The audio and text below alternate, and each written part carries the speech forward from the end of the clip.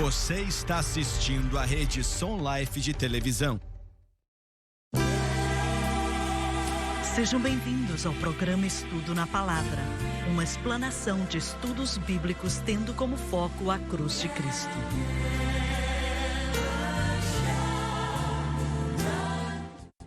Bem-vindo hoje ao Estudo na Palavra. Eu sou o evangelista Jimmy Swaggart com Lauren Lawson, David Bork, John Rosenstern, Dr. Don Paul Gray e com o Dave Smith. E é um prazer estar com você aqui hoje. E eu quero olhar para a segunda parte. Leia outra vez, por favor, Lauren, o versículo 10 do capítulo 7 de Daniel, por favor. Um córrego flamejante fluía e surgia de diante dele.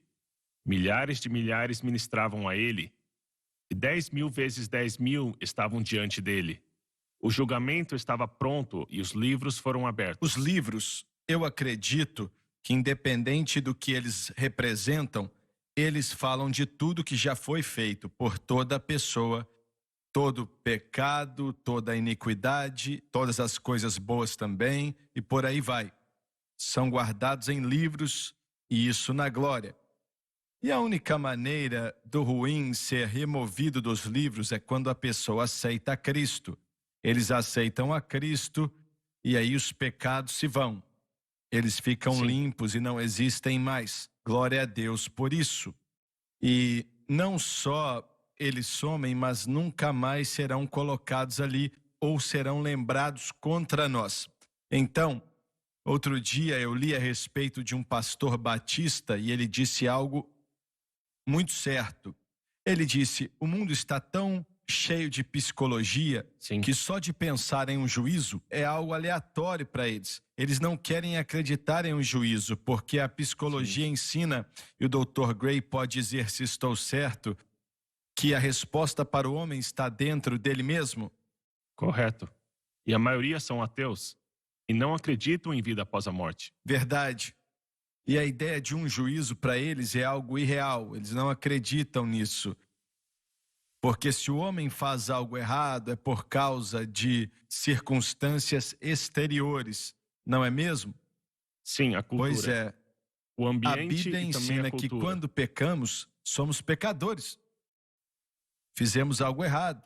Sim. E vamos prestar contas a Deus, a não ser que coloquemos debaixo do sangue, aceitando Jesus como nosso Salvador. Mas acho que o juízo é algo que muitas pessoas não gostam de pensar. Verdade. Em grande parte, a psicologia dá desculpas às pessoas pelo comportamento delas. Se você está falando em termos da psicologia, o que você faz é resultado do seu subconsciente. Ele controla a sua vida. O comportamento é o seu ambiente. E essas coisas nos tornam nada responsáveis. E misericórdia, a palavra de Deus nos diz que cada um de nós somos responsáveis pelo que fazemos e particularmente o que fazemos com Jesus Cristo. Toda nação, e nós mencionamos no programa de ontem, que tudo isso é a respeito de Israel. Verdade. Especialmente as nações do mundo, como se conduzem em relação a Israel, tem muito a ver com esses livros. E tudo é escrito aqui nos livros, claro que na glória, sobre o que é feito com essas nações. E é por isso que eu acho que quando a América apoia Israel, que Deus vai abençoar a América. Amém, por é isso. verdade. E as nações do mundo que são contra Israel vão ter que prestar contas também. Sim. Mais uma vez, nesse contexto, isso é exatamente o que Daniel está falando sobre as nações. E temos um exemplo disso em Mateus 25. O próprio Senhor Jesus Cristo nos dá um cenário do que vai acontecer quando ele voltar e depois da batalha do Armagedon. E eu vou ler alguns versículos do capítulo 25 de Mateus, começando com o versículo 32. Ele diz: e diante deles serão reunidas todas as nações, e ele separará uma das outras, como o pastor separa suas ovelhas dos bodes. E ele colocará as ovelhas à sua mão direita, mas os bodes à esquerda. Então o rei dirá aos que estiverem à sua mão direita: vinde, benditos de meu Pai, herdai o reino que vos está preparado desde a fundação do mundo. Isso é o julgamento das nações. Esse é o julgamento das nações. E penso que isso está correlacionado com o que Daniel diz aqui, no contexto daquilo que ele está dizendo quanto às nações que estão sendo julgadas. como as nações anteriores que mencionamos, Babilônia, o Império Medo-Persa, o Império Grego, o Império Romano. Essas nações não serviram e não protegeram a Israel. Na verdade, se opuseram a Israel e causaram muitos males a Israel. E como resultado, devido à própria desobediência de Israel, conforme Deus prometeu tanto em Levíticos 26 e Deuteronômios 28 e 30, ele os espalharia pelo mundo por causa da incredulidade deles. Enquanto isso, eles foram reunidos e estão sendo preparados para o julgamento. Duas coisas vão acontecer na tribulação. Haverá uma repreensão e Israel será julgado, para trazê-los a Cristo, mas também julgará as nações do mundo pela forma que trataram Israel. E eu gostaria de falar algo. Eu sinto que durante o primeiro mandato do presidente Donald Trump, ele foi bem sucedido em fazer algumas coisas por Israel, que outros presidentes postergaram em fazer. Verdade. A lei que foi aprovada em 1975 para mudar nossa embaixada de Tel Aviv para Jerusalém nunca foi feito. A cada 6 meses escreviam uma carta dizendo que não fariam isso, que iriam adiar. Mas ele se levantou e disse, não, nós vamos mudar. Ele também reconheceu uma área conhecida como as Colinas de Golã, como sendo uma área de Israel. Essas ações demonstraram uma característica que foi a força e trouxe a nossa nação, penso eu, para uma posição onde respeitamos a Israel. Eu acredito que para essas coisas que você mencionou, e agradeço a Deus porque o presidente Trump agiu como agiu. Ele é uma pessoa que, se você tivesse visto ele 10 anos atrás, você jamais imaginaria que ele podia ser usado por Deus. Verdade. Ele é um playboy, etc, etc. Homem de negócios com muito dinheiro e todas essas coisas. Exatamente. Mas Deus conhecia o coração do homem. Verdade. E eu sinto que, seja qual forem os problemas que estamos enfrentando agora, ou que enfrentamos nos últimos meses e por aí vai, que Deus vai nos fazer vencer. Sim. Por causa da atitude desse homem fazendo o que precisava ser feito há vários anos atrás. E glória a Deus porque ele fez isso, mesmo com as pessoas xingando ele de tudo que é lado e por aí vai e tal. E agradeço a Deus porque ele fez o que fez. Tudo isso se encaixa maravilhosamente naquilo que estamos lendo. Conforme dissemos no programa anterior, por que a igreja ignora a escatologia?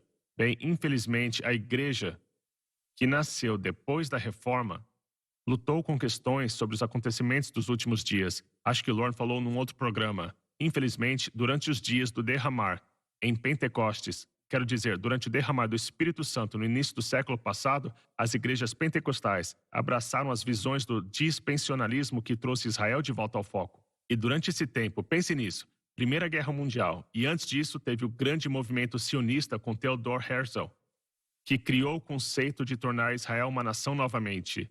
E ele tirou os judeus da Europa de volta para Israel.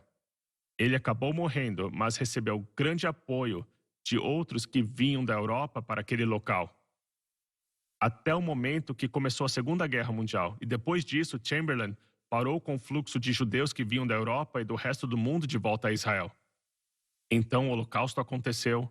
E então vemos que Truman, um presidente dos Estados Unidos, deu grande apoio, e já contamos essa história muitas vezes, ajudou o povo de Israel a se tornar uma nação através das Nações Unidas ao dar os votos dos Estados Unidos para essa causa, que acabou se concretizando. Sendo assim, hoje nós vemos que Israel, como nação, não aceita Cristo, mas foi devolvida de volta à terra. Verdade. Em preparação para esses acontecimentos dos últimos dias, que vamos ver um pouco aqui no livro de Daniel, capítulos 8 a 11. Eu já contei isso várias vezes, mas eu ouvi um documentário na televisão, ou assisti, do Clark Clifford, que era um conselheiro do presidente Truman. Sim.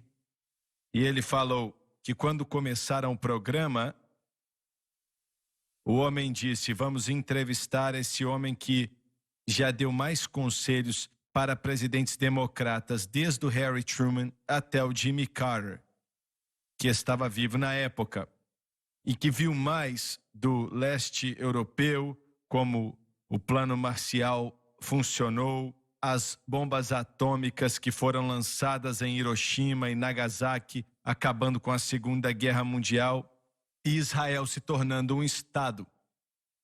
Iam passar horas discutindo aquilo, mas começaram falando de Israel e continuaram pelo programa inteiro, por mais de 1 hora. E eu fiquei ali prestando atenção, porque tudo aquilo era muito importante. E ele disse que foi o conselheiro mais jovem do presidente Truman, e ele disse que não tinha muita influência, que ele estava em todas as reuniões, mas ninguém pedia o conselho dele. E ele disse que quando apareceu essa situação com Israel e que forças poderosas estavam contra o Truman, tomar o lado de Israel, ou Israel que ia se formar. E o George Kathleen Marshall era o melhor amigo do Truman. O melhor amigo do Truman. E o Marshall era muito contra Israel ser declarado como nação. E ele até propôs: compre um pequeno país na América Central e dê para eles. E eles, na verdade, disseram: não, tem que vir de acordo com a Bíblia. Sim. E então, ele disse que não pôde se encontrar com o presidente, mas escreveu uma carta para ele e deu para alguém que ele sentiu que fosse entregar para ele. E a entregaram. Ele tinha esquecido da carta, mas 1 semana depois o Truman ligou para ele, através da secretária, que disse: Clark, o presidente quer te ver amanhã, 9 da manhã. E aí ele pensou: o que será que eu fiz? Mas quando ele entrou, ele viu a sua carta ali na mesa do lado do presidente Truman. E ele disse que o presidente ficou olhando para ele e então perguntou para ele: Clark, por que você sente tanto dessa maneira? Você é judeu? Vamos para o intervalo e eu termino de contar a história quando voltarmos. Mas obrigado por nos assistir e voltamos já.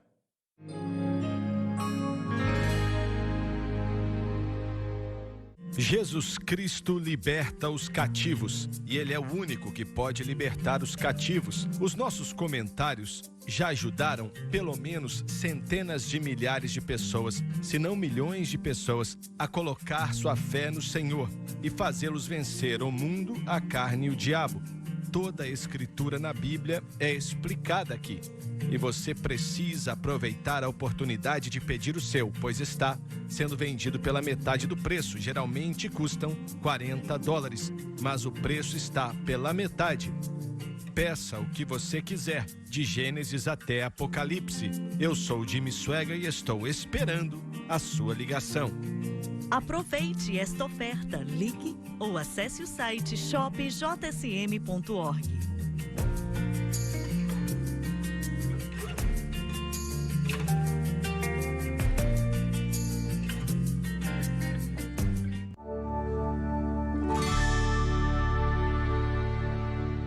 Quero terminar o que estava dizendo. Diante do presidente dos Estados Unidos, é uma situação muito forte. Eu sei, pois já estive nessa situação. Da última vez que encontrei com o presidente Reagan, tínhamos acabado de sair de uma reunião tentando tirar uns pregadores da cadeia, lá em Kansas, não foi? Isso Sim, mesmo, foi em Kansas. E nos disseram: eles sempre dizem o que você deve fazer.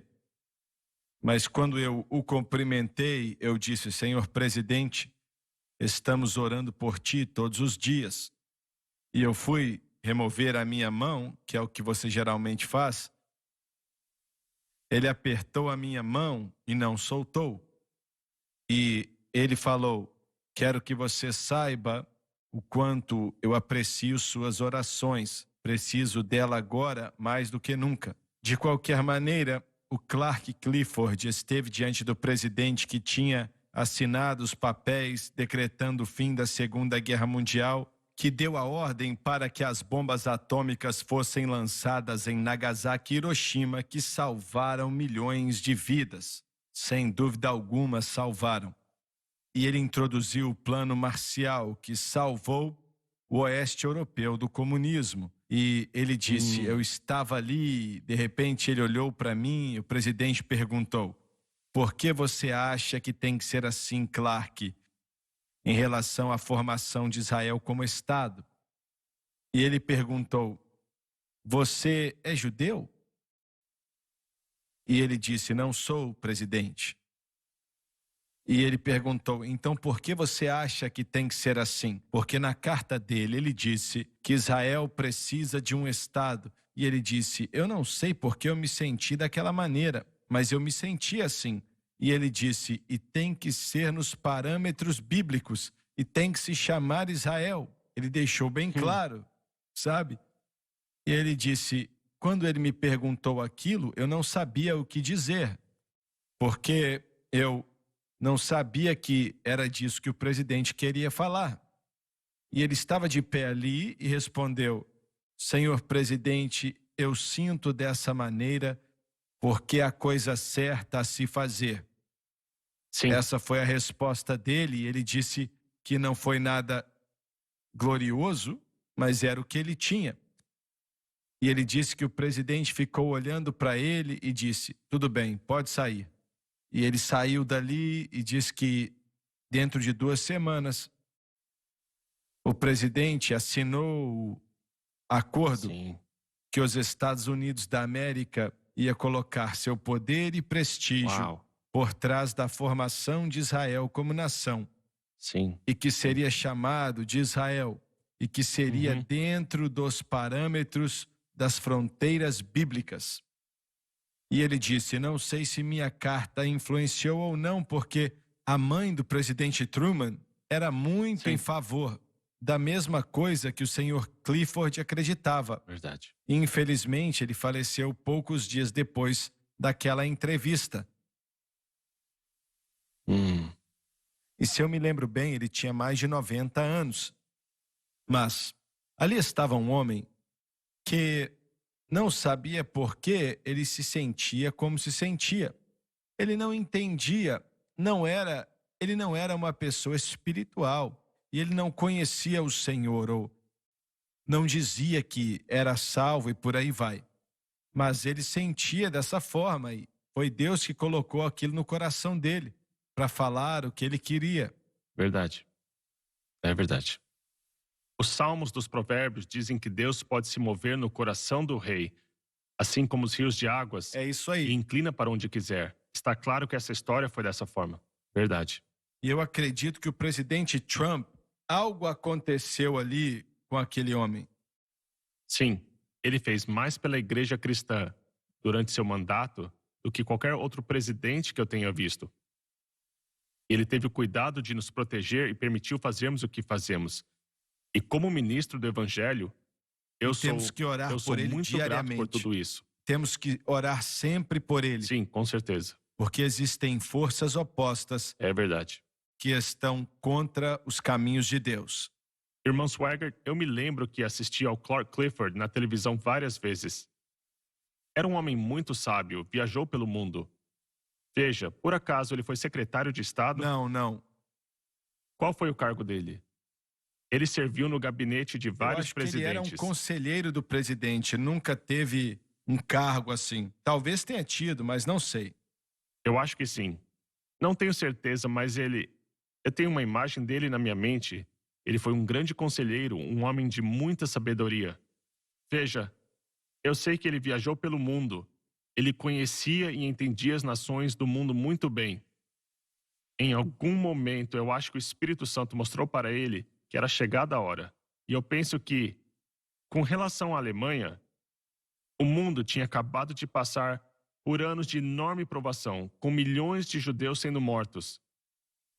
E isso deve ter pesado no coração de grandes líderes. Nós devemos alguma Com coisa para Israel. certeza, verdade. Eu penso que foi isso. E graças a Deus que eles entenderam isso. E Israel se tornou uma O nação. presidente Truman, quando acabou o termo dele e ele voltou para sua casa no Missouri, eu não sei se foi sempre assim, mas pelo menos até ele morrer, ele caminhava toda manhã por 1 ou 2 milhas se exercitando. e fazia isso toda manhã. E em uma certa manhã, um repórter de um jornal andou com ele. Ele queria uma história e uma de suas perguntas foi: Senhor presidente, o que você considera ser a coisa mais importante que você fez enquanto era o presidente dos Estados Unidos? Uma pergunta poderosa, não é? Muito forte. Sim, com certeza. E como eu disse, esse homem tinha sido parte de mais eventos mundiais do que qualquer outro presidente. Assinados documentos que terminaram a Segunda Guerra Mundial, instruindo que as bombas atômicas fossem lançadas em Nagasaki e Hiroshima, e o plano marcial da Europa e o Estado de Israel. E ele disse: o presidente continuou caminhando o tempo inteiro, até que nessa hora ele parou e disse assim para o repórter: quando dei minha aprovação para os Estados Unidos, fazendo com que o poder do nosso país fosse colocado apoiando Israel para se tornar um Estado, considero que essa foi a coisa mais importante que eu fiz. E o jornalista ficou meio chocado, ele não esperava isso, ouvir isso. E ele imprimiu isso, mas o presidente provavelmente estava pensando em coisas espirituais, pois ele estava chegando ao fim de sua vida. E é como eu mencionei em um outro programa, que o Churchill mandou buscar um pregador pouco tempo antes de morrer, e o pregador foi e não sabia o que o primeiro-ministro queria. Na época não era primeiro-ministro, mas meses antes que ele morresse. Então ele disse: primeiro-ministro, você quer falar de quê? E ele esperava que o primeiro-ministro falasse do muro que estava sendo levantado em algumas partes do mundo por causa dos comunistas e coisas desse tipo. E ele disse que ele olhou para mim e disse: eu quero saber a respeito da vinda do Senhor. E olha, ele estava chegando perto, ele sentia e sabia. Se ele chegou a aceitar ao Senhor, eu não sei, não posso responder. Mas ele estava pensando em coisas espirituais. Eu quero saber sobre a vinda do Senhor. Amém. E é uma pergunta muito boa. Muito boa mesmo. Muito bem. Amém. Versículo 11. E então contemplei, por causa da voz das grandes palavras que o chifre falava. Contemplei até que o animal foi morto, e o seu corpo destruído e dado à chama ardente. As grandes palavras que os chifres falavam traziam grande oposição contra Deus. Na segunda vinda de Cristo, o anticristo será morto e lançado no inferno. Então esse pequeno chifre ou essa ponta será o anticristo. E ele diz que vai acabar com a Bíblia, acabar com Jesus Cristo, acabar com Deus, porque ele é Deus. Se você quiser adorar, você adora a mim. É isso que ele decidiu fazer. E ele ia até conseguir se não fosse pela segunda vinda do Senhor. Mas vemos aqui que a besta foi morta, sem muitos detalhes. Foi morta, seu corpo foi destruído e entregue para ser queimado pelo fogo. Isso é o inferno.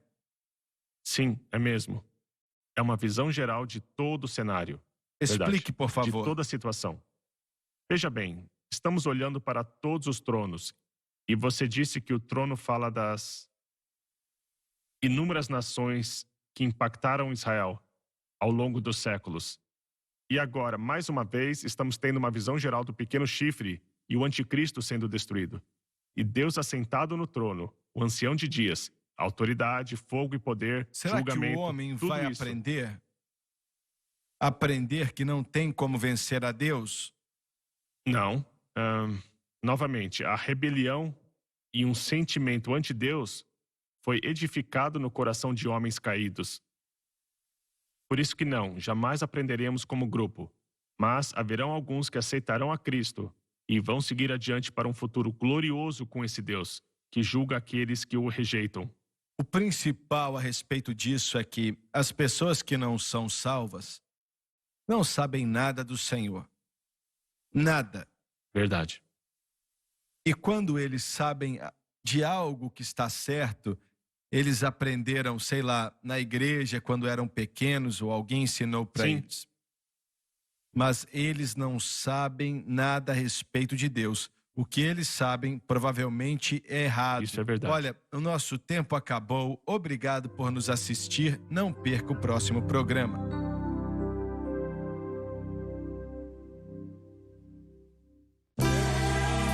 Obrigada por ter assistido o programa Estudo na Palavra.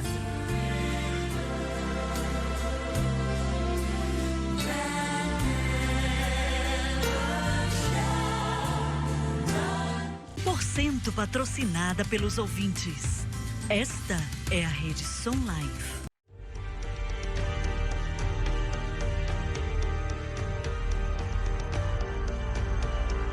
Você está assistindo a Rede Som Life de televisão.